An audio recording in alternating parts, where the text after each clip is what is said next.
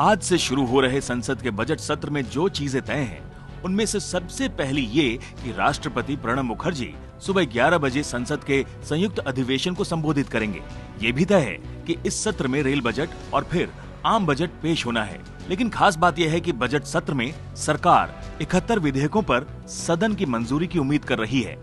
इनमें से कई बिल सिर्फ पेश होने हैं, जबकि कई विधेयकों को सरकार सदन की मंजूरी दिलाकर कानून में तब्दील करने की मंशा रखती है। लेकिन इस सत्र में सरकार की राह इतनी आसान नहीं है। एनडीए ने सरकार की घेराबंदी की तैयारी कर ली है। एनडीए की कोर ग्रुप की बैठक के बाद एनडीए के संयोजक शरद यादव ने उन मुद्दों का खुलासा किया जिन पर सरकार से जवाब मांगा जाएगा। तय हुआ कि इस मामले में हम लोग आपस में शिंदे जी और सुषमा जी बैठ के तय करेंगे। जाहिर है इनमें से ज्यादातर सवाल सरकार के लिए असहज स्थिति पैदा करने वाले हैं। हालांकि सरकार की कोशिश है कि संसद सत्र सुचारू रूप से चले, लेकिन बजट सत्र शुरू होने से कुछ घंटे पहले गृह मंत्री सुशील कुमार शिंदे ने भगवा आतंकवाद वाले अपने बयान पर अफसोस भी जता दिया। खुद प्रधानमंत्री मनमोहन सिंह को भी याद दिलाना पड़ा कि संसद के इस सत्र में कई महत्वपूर्ण काम होने हैं। Parliament is a forum for discussion, for dialogue, and all parties have an obligation to ensure that Parliament runs smoothly, and I am hopeful and I am confident that this session is going to be a fruitful session. This is the session, as I said, which is going to deal with the financial business, and our country faces many economic challenges, and it is my sincere hope that all political parties will join hands to find productive, constructive solution to the formidable challenges facing our nation. बहरहाल सरकार की ये कोशिशें कितनी रंग लाती हैं, इसका पता आज चल जाएगा। लेकिन इस सत्र में सरकार के सामने चुनौतियों का पहाड़ खड़ा है।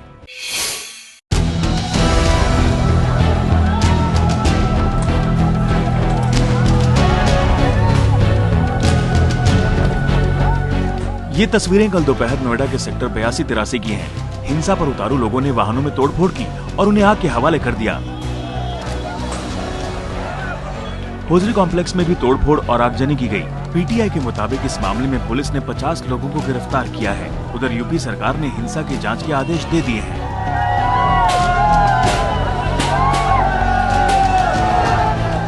नोएडा में सुरक्षा बढ़ा दी गई है। बावजूद इसके स्कूलों ने आज स्कूल बंद रखने का ऐलान किया है। यानी कल की तरह ही दिल्ली एनसीआर समेत पूरे देश में हड़ताल का असर आज भी दिखेगा। दिल्ली में कल मेट्रो और बसें तो चली थीं, लेकिन ऑटो टैक्सियां नहीं चल पाने की वजह से लोग दिन भर परेशान रहे। प्रदर्शनकारी सड़कों पर भी उतरे और जगह जगह रास्ता भी जाम किया। 2 दिनों के बंद में पहले दिन देश भर में बैंक, ट्रांसपोर्ट पर सबसे ज्यादा असर दिखा। कोलकाता में शेयर बाजार के अलावा कोई भी बाजार नहीं खुला। मुंबई में LIC, RBI, बैंकिंग के कुछ संगठन, सरकारी कर्मचारी, इंडस्ट्रियल सेक्टर के कर्मचारी हड़ताल में शामिल थे, जबकि ट्रांसपोर्ट पर ज्यादा असर नहीं पड़ा क्योंकि ऑटो टैक्सी इससे अलग रहे।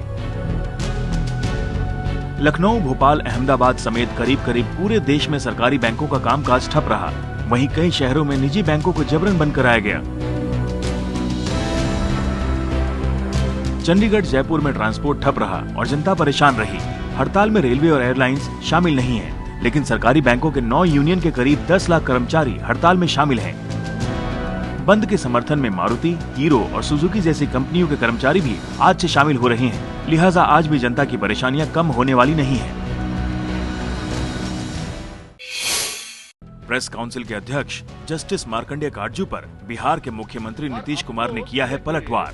नीतीश कुमार ने कहा है कि इस बात की भी जांच की जानी चाहिए कि जब काटजू पटना आए थे तो किन लोगों से मिले थे। बिहार विधानसभा में नीतीश ने कहा कि फैक्ट फाइंडिंग कमेटी की रिपोर्ट पास होने से पहले ही लीक हो गई। अब अगर पता किया जाए जरा काटजू साहब का किनके कहने पर कितने लोगों से बात किए जब यूनिवर्सिटी वहां ठहरे हुए थे, पहली बार आए तब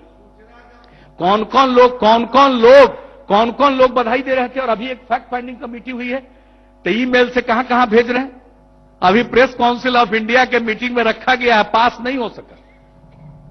हाँ, प्रेस काउंसिल ऑफ इंडिया के मीटिंग में रखने के पहले फैक्ट फाइंडिंग की रिपोर्ट मार्केट में घूम रही है, इसका इरादा क्या है। नीतीश कुमार ने बिहार में प्रेस की आजादी को लेकर प्रेस काउंसिल की रिपोर्ट को वास्तविकता से दूर बताया। सांच को आंच क्या है? हम पर ये सब बंदर घुड़की नहीं चलती है। कौन फैक्ट फाइंडिंग कमेटी में है? हम इन लोगों का नाम लेकर के उनका महत्व बढ़ाना नहीं चाहते।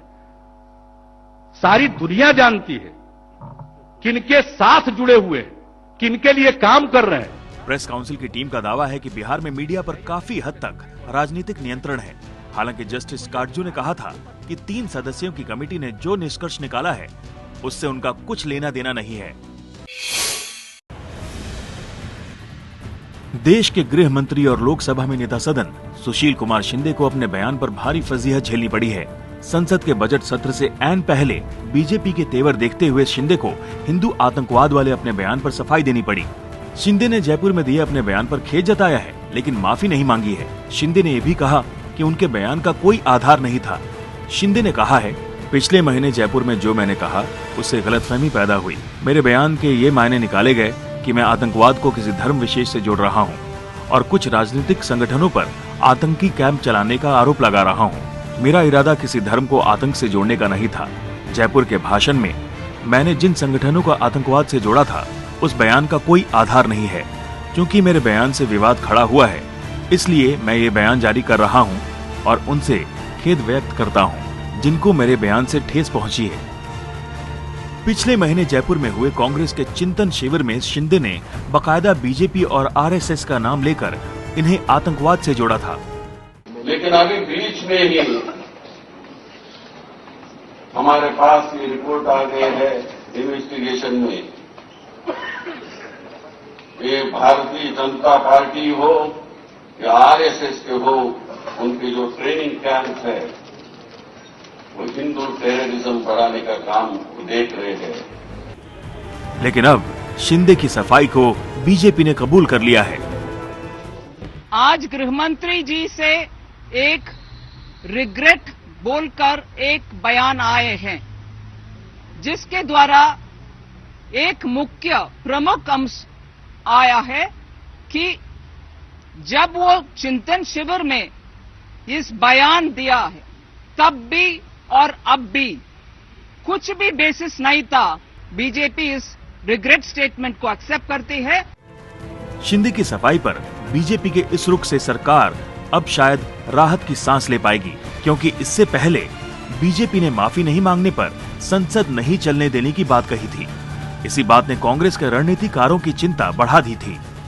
और यूपीए सरकार को इस बात का अंदेशा हो गया था कि भारतीय जनता पार्टी बजट सत्र के दौरान पहले दिन से इस मामले को उठाती और संसद को ठीक तरीके से नहीं चलने देती। इसी के दबाव के तहत आला कमान से चर्चा के बाद सुशील कुमार शिंदे ने यह बयान जारी किया।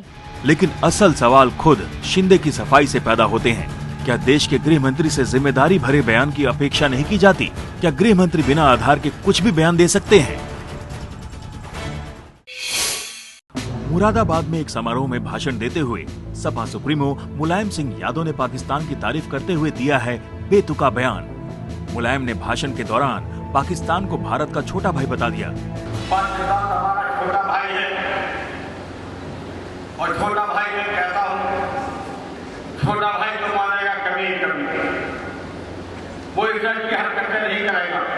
पाकिस्तान की जनता और हिंदुस्तान की जनता ये दोनों मिलकर के जब खड़े होंगे तो हमारे दोनों देशों में दोस्ती होगी। पाकिस्तान एलओसी पर लगातार भारत के साथ धोखा कर रहा है। दोनों देशों के बीच तनाव का माहौल है। पूरा देश पाकिस्तान की हरकतों से गुस्से में है। ऐसे वक्त में मुलायम को पाकिस्तान को छोटा भाई कहना गैर जिम्मेदाराना बयान नहीं तो और क्या है।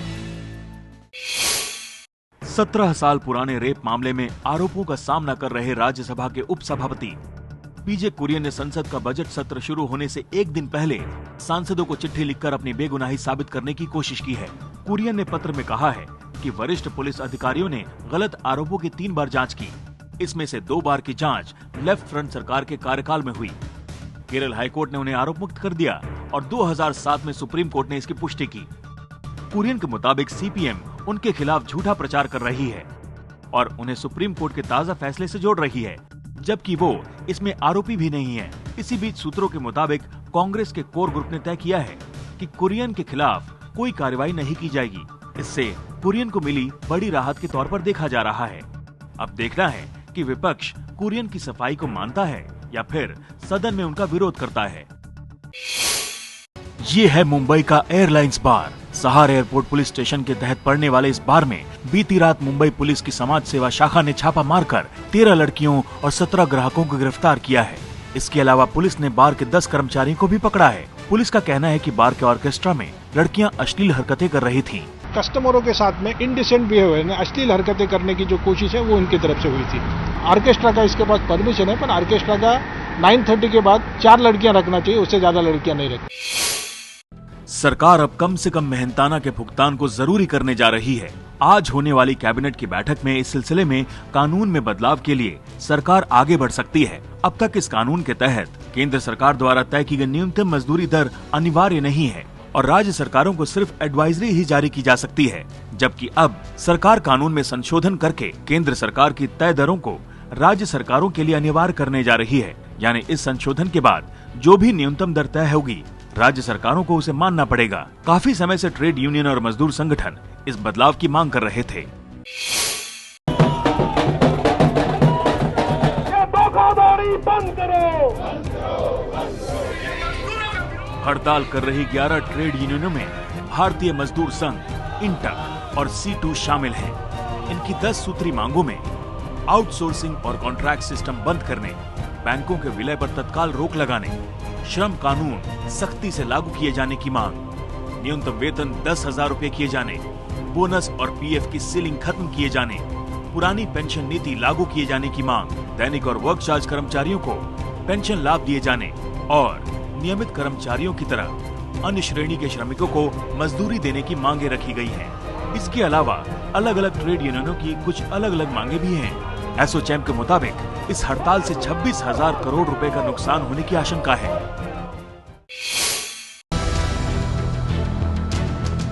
ट्रेड यूनियनों की 2 दिन की हड़ताल की वजह से मुरादाबाद में वैसे तो ज्यादा असर नहीं है, लेकिन बैंकों की हड़ताल की वजह से ATM काम नहीं कर रहे हैं। ऐसे में जिन लोगों को जरूरी काम के लिए पैसों की जरूरत पड़ रही है वो दर दर भटक रहे हैं। कई ATM में गया, कहीं तो पैसे नहीं है, कहीं शटर गिरा हुआ है, कहीं गार्ड ने कह दिया क्या नाम है कैश खत्म हो चुका है। कल मेरे वहाँ शादी का प्रोग्राम भी है और मुझे पैसे निकालने की बहुत सख्त जरूरत है, तो पता ये चल रहा है क्या नाम है यहाँ सब जगह शटर गिरे हुए, कहीं पैसा नहीं, कहीं कुछ नहीं। ये हाल 1-2 मशीनों का नहीं है। पूरे मुरादाबाद में ही मशीनें या तो काम नहीं कर रही हैं या उनका कैश खत्म हो चुका है। इसके अंदर 2 मशीन है, एक मशीन चल रही है, अच्छा, वो भी आउट ऑफ सर्विस दिखा रही है और एक मशीन बंद। क्या हुआ, क्या परेशानी है? ATM काम क्यों नहीं कर रहे हैं? ATM कनेक्टिविटी चली गई है। ऐसे में अब लोगों को समझ नहीं आ रहा कि ये हड़ताल उनकी भलाई के लिए की गई है या परेशानी पैदा करने के लिए।